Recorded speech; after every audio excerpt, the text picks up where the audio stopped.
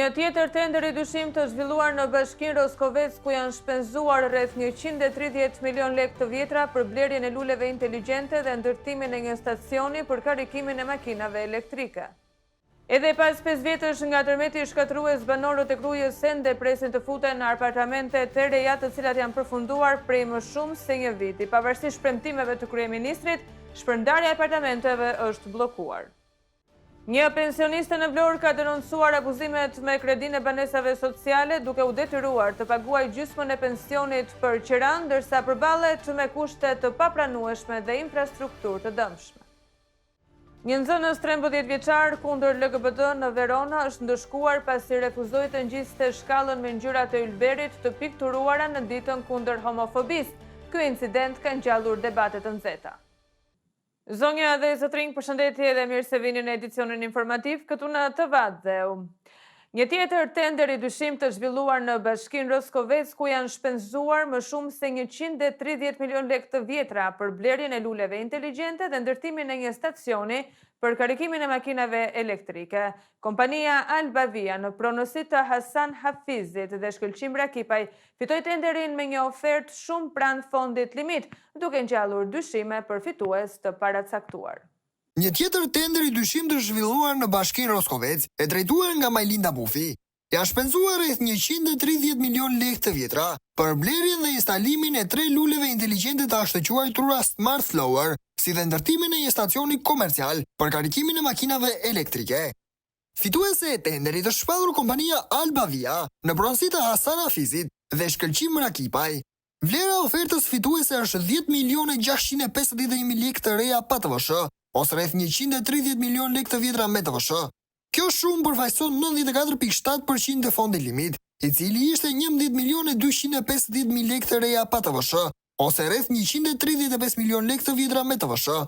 Kjo tregon se gara nuk ka qenë as pak konkurruese dhe Bufi ka favorizuar fituesin.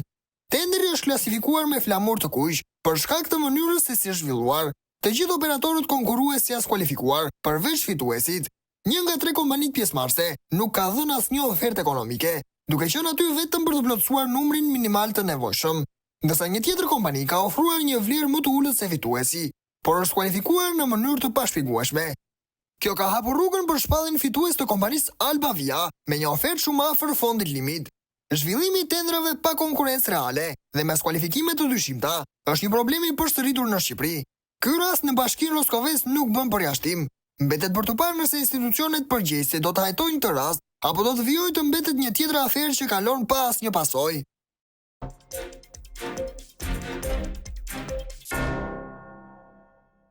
Kompania Kajo, e cila do të prodhonte dhe tregtonte armë brenda dhe jashtë vendit, duket se nuk është aq produktive sa u trompetua në fillim, ndërsa vendet të tjera, si për shembull Serbia, kanë arritur nivele të larta të kësaj industrie duke përfituar shumë të ardhura dhe punësuar mira individ, ndërsa kompania shqiptare me në krye Ardi Veliun ka mbetur shumë mbrapa.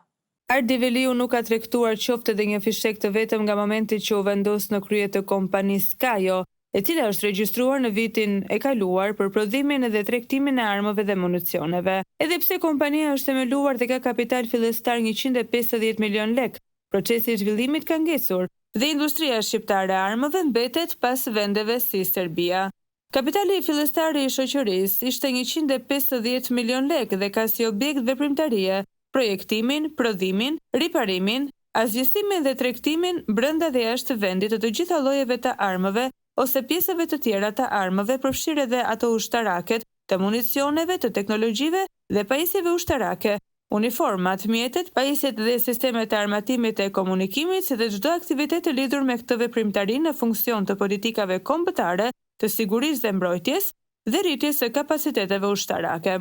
Në një kohë kur eksportet serbe të armëve kanë arritur në nivele të larta, duke rritur ekonominë e vendit, Shqipëria përpiqet të sjellë në jetë disa fabrika që janë mbyllur që nga vitet 90. Për ta bërë këtë, qeveria jon ka shpallur me krenari krijimin e një shoqërie publike për prodhimin e armëve dhe municioneve, por duket se me këtë ritëm dhe me Ardi në krye të kësaj shoqërie nuk kemi gjë në Terezi.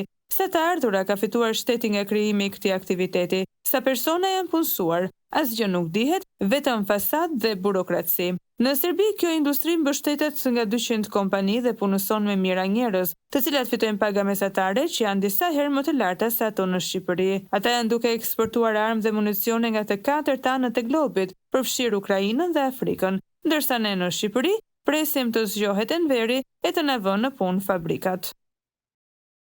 Edhe pse pas 5 vitesh nga tërmeti shkatrues, banorët e Krujës Sende presin të futen në apartamente të reja të cilat kanë përfunduar prej më shumë se një viti. Pavarësisht premtimeve dhe vizitave të kryeministrit Edi Rama, shpërndarja e apartamenteve është bllokuar duke shtuar dyshimet se vonesat mund të kenë arsye politike në prag të fushatës elektorale. Edhe pse kanë kaluar 5 vjet nga tërmeti shkatrues, banorët e Krujës Sende presin të futen në apartamentet e reja që ju premtuan. Një qytetar na shkruan se ndërtesat e reja, të cilat sipas mesazhit që na kanë dërguar janë përfunduar prej të paktën një viti, vijojnë të mbeten të pabanuara, ndërsa shumë familje vazhdojnë të jetojnë me qira, pa marrë as bonusin e qiras prej më shumë se 2 vitesh. Sipas denoncimit që ka mbritur në redaksin ton, procesi shpërndarjes së apartamenteve është bllokuar pa asnjë shpjegim të qartë. Qytetari shprehet se u ishte premtuar se shpërndarja do të bëjë para zgjedhjeve, por deri tani nuk ka pasur asnjë veprim konkret. A ngresh shqetësimin se megjithse pallatet janë gati, askush nuk po i dorëzon çelësat dhe nuk dihet se çfarë po ndodh me këtë proces. Qytetari thekson gjithashtu se kryeministri Edi Rama ka vizituar Krujën 2 herë për të prerë shiritën e kuq të objekteve të rindërtuara, por banorët ndihen të braktisur, pasi në realitet askush nuk futet ende në shtëpitë e reja. Tashmë në prag të fushatës elektorale, ky ngërsh vetëm sa shton dyshimet se procesi po vonohet me qëllim që të përdoret si kartë elektorale. Mesazhi i plot: Përshëndetje, si jeni? Pash zotin se vetëm ju mund bëni ndonjë gjë për ne qytetarët e Krujës, se jemi në 2025 dhe akoma nuk janë shpërndar apartamentet e tërmetit. Ishin fjalët se gjasmen do i shpërndanin para zgjedhjeve, por edhe këtë s'po e bëjnë. Pallatet kanë kohë që kanë mbaruar komplet, ka të paktën një vit ose më shumë që nuk punon njëri. Edi Rama ka ardhur 2 herë për të prerë shiritin e kuq, kot pa lidhje sepse akoma njerëzit janë jashtë me qira dhe pa bonus, ka më shumë se 2 vite që s'japin. Kemi 5 vite që rrim me qira, por tani më e keqja është se kanë mbaruar pallatet, por thjesht nuk i dorëzojnë, nuk e di ç'a plani kanë, ç'a po bluajnë ata në bashki. I lutem bëheni një lajm për këtë, se hall të madh kemi, por të lutem anonim me emrin tim, s'dua të kem probleme. Një pensioniste në Vlorë ka denoncuar abuzimet me kredinë e banesave sociale duke u detyruar të paguajë gjysmën e pensionit për qiran, ndërsa përballet me kushte të papranueshme dhe infrastrukturë të dëmshme. Pensionistët kërkojnë uljen e kësteve të rënda të kredive, pasi edhe shpërblimi i pranverës prej 5.000 lekësh të rinj nuk u aletëson atyre vështirësitë e jetës. Një denoncim shqetësues është bërë sot nga një pensioniste në Vlorë, e cila u detyrua të pranonte kredinë e banesave sociale për të pastrehët, me standarde të papranueshme dhe pagesa mujore prej gati gjysmën e pensionit të saj. Në raportimin e dëshpëruar, gruaja tregon se tashmë paguan gjysmën e pensionit për qiran, pa i mbetur gjë për shpenzimet e tjera të jetesës, si faturat e dritave, të ujit, ushqimet, mjekimet apo rregullimet të punimeve abuzive në pallatin e të pastrehëve. Ajo duhet të paguajë kredin 9.500 lekë të reja në muaj, nga pensioni i saj prej 26.000 lekë, ndërsa shton se në kohën e pranimit të banesës, ndërtuesit dhe noterët, duke abuzuar me situatën e saj, nuk e lejuan të shikonte brenda apartamentin, pa firmosur e pa paguar 8.700 lekë lidhjen e kontratës të noterit. Dhe rrjedhimisht apartamenti rezultoi me punime të këqija hidraulike, elektrike, lyerje suvatimi, ashtu si dhe me gropa, rrugë të pashtruara e pa kanalizime në ambientet e jashtme. Pensionistja tregon se nuk përballon dot blerjen e frutave e perimeve, kur 1 kilogram patlıcan kushton 300 lekë, speca 320 lekë e të tjerë, dhe detyrohet të shkojë në supermarket për të pritur uljen e ushqimeve të skaduara ose në prag të afatit të skadimit. Pensionistët në banesat sociale në Vlorë kërkojnë ndihmë për uljen e kosteve të rënda të kontratës, që bëjnë të pamundur mbijetesën, ndërsa ironizojnë shpërblimin e pranverës prej 5.000 lekësh të reklamuar nga qeveria, që nuk ka asnjë efekt në lehtësimin e vuajtjes të tyre.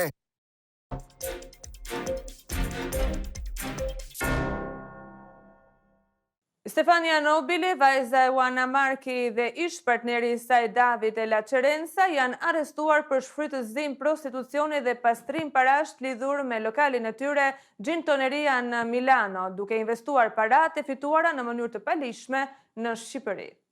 Stefania Nobile, vajza e Juana Marki, e njohur si mbretëresha e telemarketingut dhe ish partneri i saj Davide Laçarenca, pronari i lokalit të njohur të VIP-ave në Milano, Gintoneria, janë arrestuar në ndyshimin se kishin shndërruar këtë ambient në një qendër prostitucioni dhe pastrimi parash.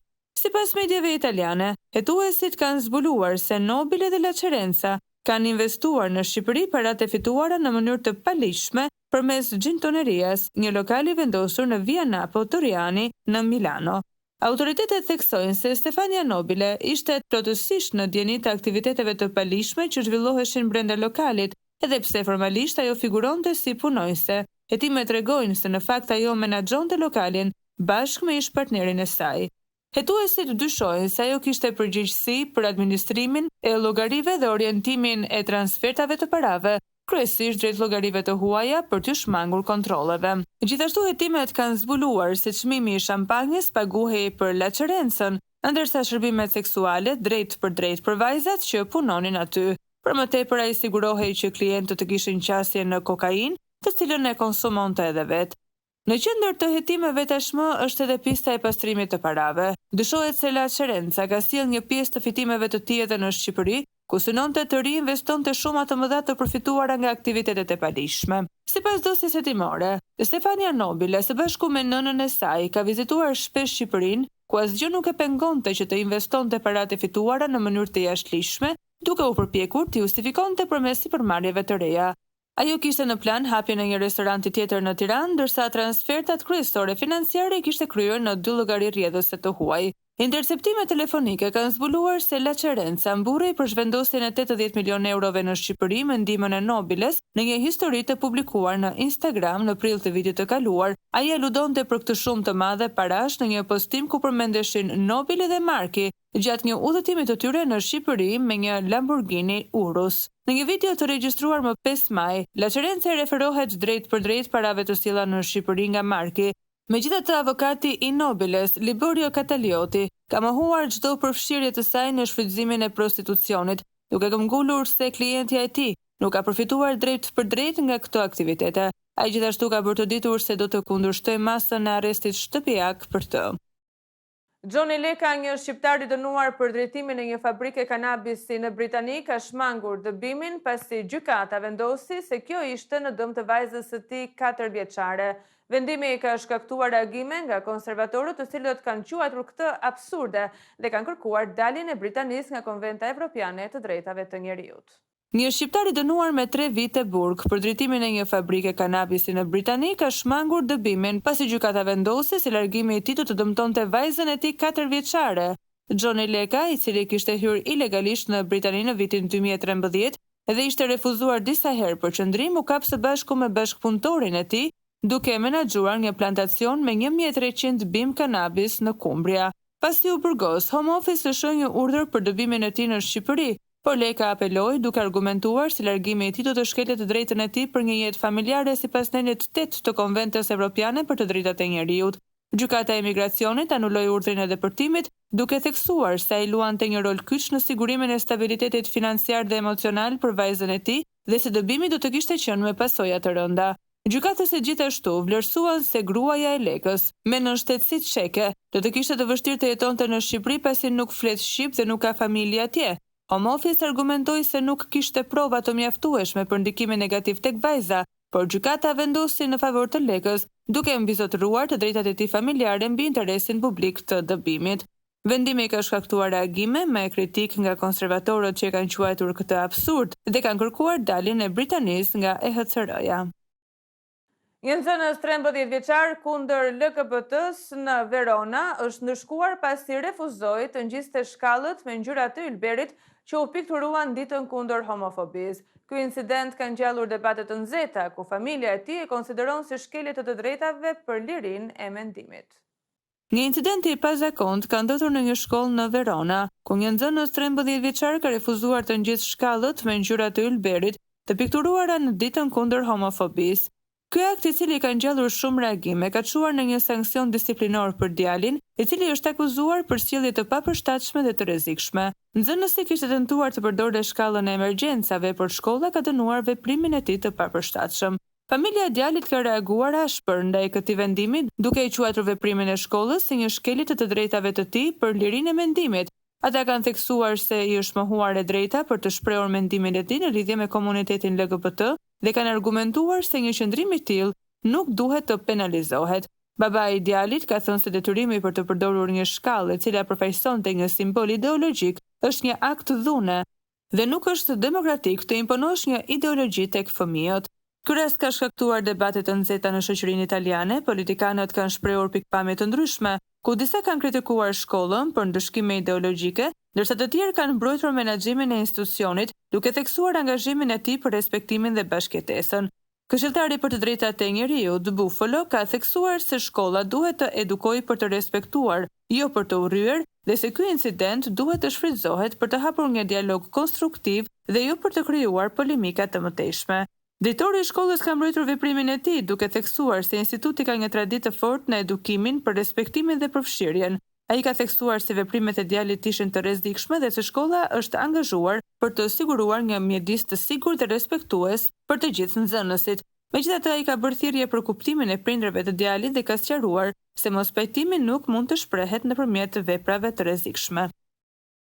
Zonja dhe zotrin, ka qenë kjo gjithçka përgatitur për këtë edicion informativ. Ju falenderojmë për vëmendjen tuaj. Bashkë miru takofshim.